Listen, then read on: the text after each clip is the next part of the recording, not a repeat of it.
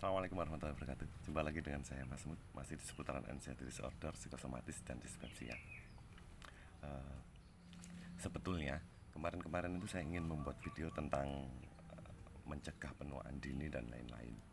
Tapi ternyata saya mengalami hal yang tidak menyenangkan lagi ternyata setelah sekian lama. Karena memang amatir ya, masih sekitar 8 bulanan ya kena anxiety itu. Saya pikir sudah sembuh total. Setelah puasa baik-baik saja, lebaran makan ngawur dan ya baik-baik saja sampai bikin mainan mencoba untuk makan ngawur jadi kumat atau tidak. Ternyata tidak jadi kumat, itu pernah terjadi, saya lakukan. Terus akhirnya suatu hari ternyata jika diakumulasi ketika permasalah pantangan itu, jika pantangan satu kita lakukan sudah tidak ada masalah, pantangan dua tidak ada masalah, pantangan tiga tidak ada masalah, semua pantangan itu ketika kita lakukan kita terabas tapi tidak ada masalah. Tapi kita eh, apa namanya mena- tantangan tersebut kita lakukan satu-satu gitu, itu tidak ada masalah. Tapi ketika tiga pantangan langsung sampai lakukan, terjadi seperti saya kemarin. Saya kaget ternyata, sempat sedikit menakutkan sih. Jadi ceritanya itu saya ke acara takziah, urusan trigger saya kan tentang menghadiri kematian orang-orang, takziah ke orang meninggal. Itu trigger satu. Trigger dua, saya itu lupa di dalam perjalanan saya diajak makan sama rombongan. Ternyata yang saya makan itu nasi padang. Saya lupa betul. Pantangannya keren itu, sekalian itu nasi padang itu sudah berlemak. Terus sambelnya pedes enak banget. Terus sama sayurnya itu kan ada ininya ya, apa namanya, santan ya. Wah, masya Allah, nikmatnya nggak karu-karuan. Saya makan lahap sekali itu siang-siang. Begitu sore, jarak yang ditempuh sekitar 85 kiloan lah dari rumah saya. Begitu sore di sana takziah. Begitu takziah, ketemu makan lagi sebelum maghrib. Karena orangnya berada, makanan di sana itu cukup menggiurkan. Saya ambil pecel terong ya. Saya lupa betul, pecel terong itu ternyata ada santannya. Kalau di Madura itu pecel terong itu ada santannya. Sudah ada santannya, ada kacangnya lagi. Terus lauknya gurame bakar pedas. Klop kan? Sudah makan makan siangnya nasi padang, makan sorenya itu tadi ada santannya lagi dengan kacang plus pedas lagi. Setelah itu acara. Saya pikir acaranya habis maghrib, ternyata acaranya habis isya. Super santai karena lidah ini pahit ya, nggak dikasih teh. Di situ ada kopi. Jadi semua tamu itu dikasih suguhan kopi. Saya minum kopi sedikit-sedikit, seruput, seruput, seruput. Gitu. Sudah makannya ngawur, pantangan makan sudah ya terlanggar ya. Terus minum kopi terlanggar, pergi ke takziah terlanggar juga. Jadi tiga pantangan itu beruntun saya lakukan. Apa yang terjadi? Yang terjadi sedikit tidak nyaman malam itu, sedikit tidak nyaman. Ini tidak cash ya, tidak kontan memang, hanya sedikit tidak nyaman. Saya nyetir pulang tidak ada masalah. Begitu nyampe jam 1 malam saya baru tidur. Acaranya selesainya sekitar jam 11-an mungkin, jam 10-11an. Begitu saya tidur jam 1, subuh diare, nggak ada masalah, perasaan tetap enak, otak juga masih enak. Subuh diare, jam 9 juga diare. Waktu itu malam Jumat, ini hari Jumatnya ini. Jam 9 saya diare lagi, ke WC lagi, sarapan. Setelah habis duhur saya nongkrong sama temen. Saya hilangkan niat saya hilangkan untuk saya buat menyelimurkan diri.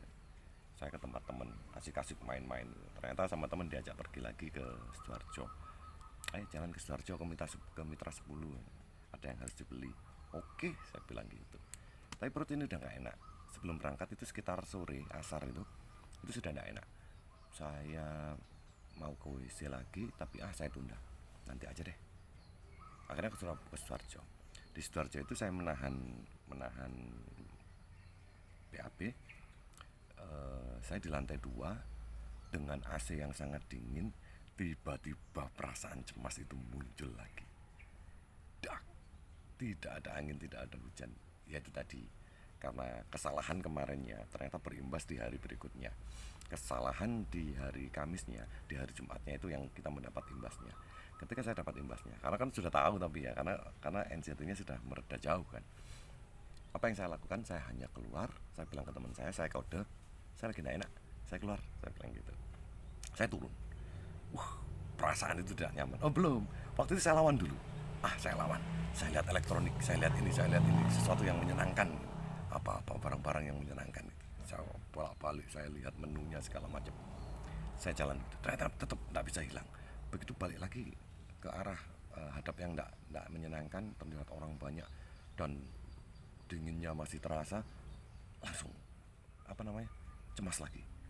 Begitu saya cemas, saya lawan lagi beberapa kali, sekitar 3 kali saya lawan.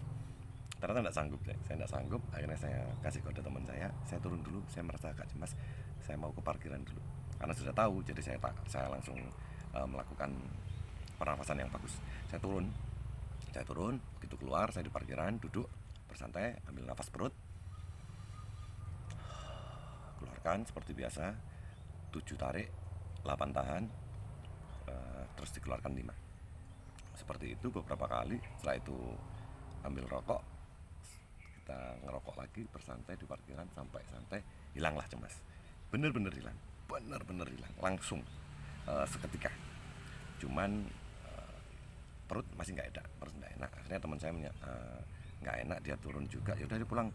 Begitu pulang, saya masuk kamar mandi, saya BAB lagi karena masih encer. Saya minumin Promax, ternyata tidak manjur. Memang saya pikir hanya salah makan ya, jadi saya tidak minum Introstop karena fasesnya nggak encer, nggak mencair, sedikit padat lah, masih ada bentuknya.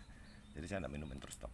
Sampai detik ini saya tidak minum Introstop, tidak ada masalah, terus baik-baik saja karena sudah bisa mengatasinya. Tapi sempat semalam sebelum tidur itu lampu dimatikan, itu sempat perasaan itu tidak nyaman lagi.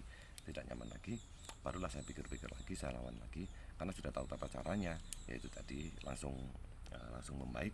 Ternyata meskipun lampu dimatikan juga langsung tidur juga bisa lebih nyaman, langsung enak. Jadi kesimpulannya, kenapa kok bisa sampai kumat itu tadi? Nomor satu, saya melanggar pantangan itu tidak satu. Dulu ketika sudah di bulan 5, 6, 7, 8, melanggar satu pantangan, kalau hanya makan pedas saja itu boleh. Sedikit santan, makan gudeg itu boleh. Terus begadang tapi tidak makan aneh-aneh itu boleh. Minum kopi tapi makannya masih tertib sehari 3-4 kali itu boleh. Kalau satu pantangan tidak ada masalah. Kalau sudah di usia sakit 5 bulan sampai 8 bulan itu. Tapi kemarin itu saya melakukan pantangan 3. Atau kita takziah saja, tapi kita jaga pola makan, pola pikir, pola segala macam kita jaga, itu tidak ada masalah. Saya sering kali takziah, tidak ada masalah. Tapi kalau kita melakukan 3 pantangan tersebut atau lebih, atau 4 pantangan, itu pasti kacau. Kenapa? Karena memang anxiety disorder itu tidak mudah hilang memang. Untuk sakit cemas berlebih itu memang tidak semudah itu untuk hilang. Jadi masih butuh waktu yang agak lama untuk hilang. Soalnya saya tidak ke dokter, saya tidak makan obat dokter, saya sembuhkan sendiri pikiran saya lakukan aktivitas yang positif, olahraga saya kencengin lagi, saya jalan kaki itu masih terus saya lakukan terus. Jadi sudah mulai membaik, memang jauh membaik. Makanya saya bilang 90-95%. Selama tidak makan pantangan, cemas itu tidak pernah datang sebenarnya. Begitu makan pantangan ada perasaan tidak nyaman. Tapi kalau pantangannya lebih dari 1, tidak nyamannya lebih dahsyat. Kalau pantangannya 3, pantangannya lebih dahsyat lagi. Kalau pantangannya kayak kemarin saya sampai lebih dari 3, 4 atau berapa, itu baru perasaan cemas itu bisa muncul. Karena apa? Karena sambungan antara otot usus, saraf usus dengan otak itu menyambung. Jadi ketika memang perut kita ini bermasalah, ada pergolakan, ada lukanya, ada segala macamnya, itu mengirim sinyal kepada otak bahwasanya menyatakan tubuh kita ini tidak baik-baik saja, dan otak menerima langsung menyatakan bahwasanya oh ya, ini tubuh tidak baik-baik saja, ini harus ada reaksi. Lah reaksi itu tadi yang menyebabkan cemas. Kenapa? Itu tadi karena perut. Saya simpulkan bahwasannya karena memang perutnya bermasalah. Memang nggak enak, nggak nyaman, kerucuk-kerucuk, mau muntah dan lain-lain segala macam itu memang terasa kemarin itu, sangat terasa. Terus akhirnya saraf perut menyatakan bahwasannya terjadi permasalahan di dalam perut. Otak meresponnya dengan warning itu tadi. Warningnya dengan apa? Dengan cemas itu tadi, keliengan, hampir seperti mau pingsan segala macam. Tapi karena kita sudah bisa mengatasinya, yaitu tadi hanya cukup keluar, kita nafas perut.